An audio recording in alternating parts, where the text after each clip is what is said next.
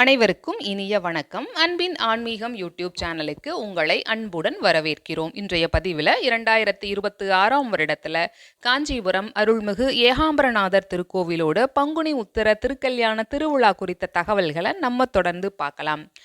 ஒவ்வொரு கோவிலுக்குமே ஒரு சிறப்பு உண்டு. இந்த கோவிலில் இருக்கக்கூடிய ஸ்தல விருட்சம் சிறப்பு வாய்ந்தது.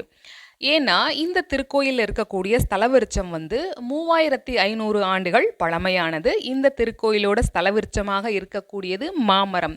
இந்த மாமரத்தில் 4 கிளைகள் இருக்கு.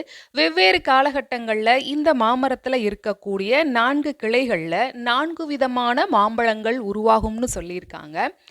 ரிக், யஜூர், சாம, அதர்வனன்னு சொல்லப்படக்கூடிய 4 வேதங்களை இந்த 4 கிளைகளும் குறிக்குது அப்படிங்கிற தகவலையும் சொல்லியிருக்காங்க. காஞ்சிபுரம் அருள்மிகு ஏகாம்பரநாத சுவாமி திருக்கோயிலுக்கு செல்லக்கூடியவங்க இந்த மாமரத்தை பார்த்து அதை சுற்றி நாம வணங்கலாம். சரி, 2026ஆம் வருடத்திற்கான பங்குனி உத்திர திருக்கல்யாண திருவிழா எப்பொழுது நடைபெறுதுன்னு பார்த்தோம்னா, மார்ச் மாதம் 22ஆம் தேதி ஞாயிற்றுக்கிழமை அன்று அதிகாலை கொடியேற்றத்தோட ஆரம்பமாக இருக்கு.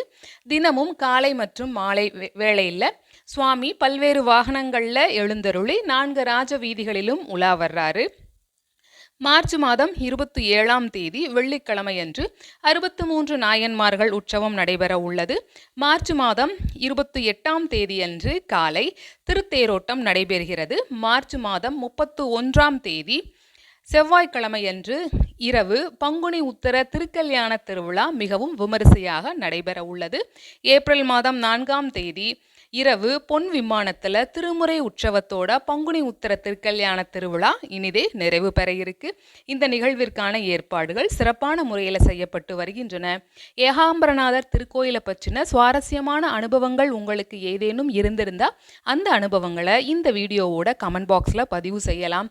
இப்பதிவு உங்களுக்கு பயனுள்ளதாக இருந்திருக்கும். முழுமையாக பார்த்த அனைவருக்கும் நன்றி, வணக்கம்.